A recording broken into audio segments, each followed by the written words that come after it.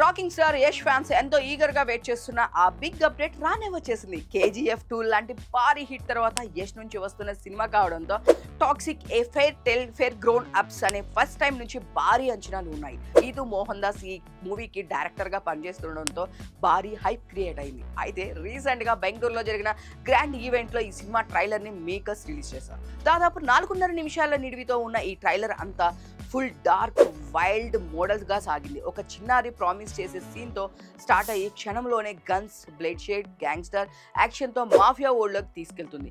Yash entry, ఆయన look, attitude మాత్రం next level అనే చెప్పాలి.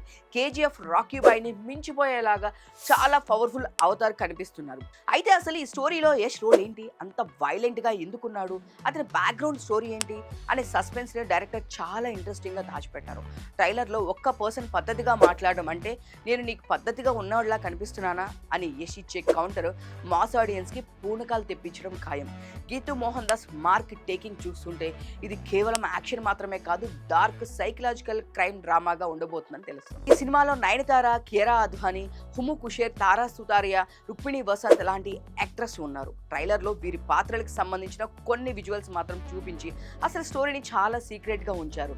రవి ప్రసూరి ఇచ్చిన background score Hollywood range chasing, circus background లో విజువల్స్ సినిమాని లెవెల్ ని ఒక్కసారిగా పెంచేశాయి. ఓవరాల్ గా ఒక ఓల్డ్ ఫార్ములాను కూడా వాడకుండా కొత్త యాక్షన్ విందును అందించడానికి యష్ రెడీ అయ్యారని చెప్పాలి. మరి ఈ నెల 26 థియేటర్లోకి వస్తున్న ఈ టాక్సిక్ బాక్స్ ఆఫీస్ వద్ద ఎలా రికార్డులు క్రియేట్ చేస్తుందో చూడాలి.